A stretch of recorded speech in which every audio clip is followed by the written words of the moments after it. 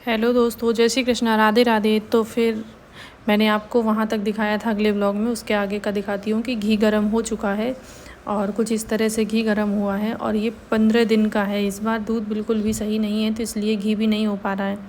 और घी मैं बाहर से बिल्कुल भी नहीं लेती हूँ, घर में ही मतलब अच्छा दूध खरीदते हैं और घर में ही खुद से घी बनाती हूँ। तो वही घी यूज़ करते हैं भगवान के लिए भी और अपने घर के खाने के लिए। तो मेरे पैरों में बहुत ज़्यादा दिक्कत है, पता नहीं क्यों इतने ज़्यादा पैर दुख रहे हैं कि काम भी नहीं हो पाता, पोछा बिल्कुल भी नहीं लगा पाती मैं बैठ के। तो मैं बच्चों को खड़ा कर कर के कुचलवाती हूँ। जब फिर इन सब से नहीं मिलता है तो फिर दवाई भी लेनी पड़ती है और दवाइयों से बहुत ज़्यादा दिक्कत हो रही है, पर लेना पड़ता है। और रात में जैसे ही सो गए ना, तो एक चूहा मुझे इतना परेशान कर रहा है, देखो उसने कैसी हालत कर दी पूरे घर की। और ये गेट 2 दिन में उसने इतना काट दिया। जैसे ही मेरी आँख खुलती है मैं आके देखती हूँ, फिर मैंने पूरे घर को ये देखो कैसे कबाड़ की तरह फैला दिया। रात को बज रहे हैं लगभग 1 और ये बैठक वाला भी गेट थोड़ा सा उसने कुतर दिया है। फिर सारे गेट बंद करके मैंने वहाँ चूहे को निकाल दिया और फिर तैयारी बनाई। कुछ थोड़े से ज्ञान ध्यान की टाइम नहीं मिल पाता है और ना ही टाइम मैं दे पा रही हूँ, लेकिन फिर भी मेरी बहुत इच्छा होती है तो थोड़ी सी देर के लिए मैं बाबा के यहाँ गई।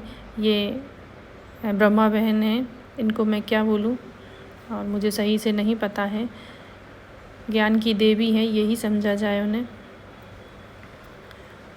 तो यहाँ पर मैं गई थोड़ी देर के लिए। इतना सब कुछ करने के बाद वहाँ से थोड़ी बहुत उनकी बहुत अच्छी अच्छी ज्ञान भरी बातें सुनी। बातें सुन के फिर वहाँ पे प्रसाद और चंदन टीका जो भी सेवा थी वहाँ पे वो ली।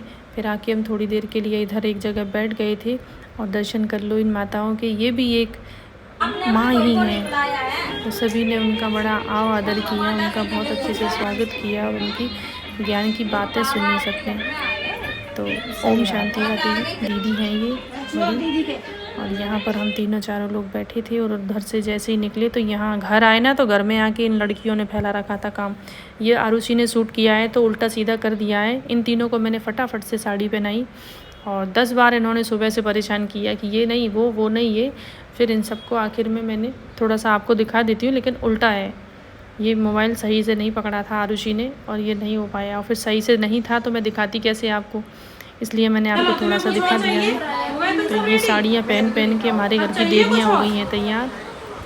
तनु की फ्रेंड है और मुझे एक जगह और जाना था उसी बीच में, तो मैं जल्दी से निकल गई क्योंकि परिवार की मेरी जेठानी आई थी, मुझे उनसे मिलना था। तो यहाँ पर भी हो रहा है सारा काम और मैं अब आज का ही दिखा रही हूँ मैं आपको, क्योंकि सुबह सुबह डुग्गू अकेला गया है स्कूल, तो उसके लिए बनाए थे लंच में सूजी के चीला। तो 2 चीला बना के उसको पैक कर दिए थे और एक बनाया था तो वो आधा खा गया और आधा छोड़ गया है। और ये दूध भी गर्म हो गया है और यहाँ बर्तन पड़े हैं पूरे। अब मैं थोड़ा साफ़ सफाई भी कर लेती हूँ।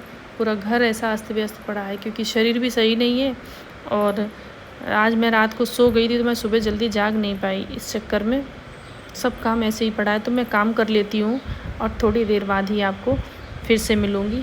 तो बहुत सारे काम हो जाते हैं, इन सब कामों को ख़त्म करने में इतना समय लगता है पता नहीं चलता, और थोड़ा सा भी बैठ गए ना तो सब बर्बाद हो जाता है फिर। और ये दोनों ऐसे सो रही हैं क्योंकि ये आज रात को जागी थी, देर तक इन्होंने मस्ती करी तो इसलिए देर तक सो रही हैं और सब पड़ा है ऐसे ही फैला हुआ। तो इसको समेटने के बाद हम आपसे मिलेंगे। कैसा लगा आपको मेरा ब्लॉग? जय श्री कृष्णा, राधे राधे। और सभी को बहुत बहुत नवरात्रि की बधाई हो और शुभकामनाएं। सभी लोग माता की सेवा करें।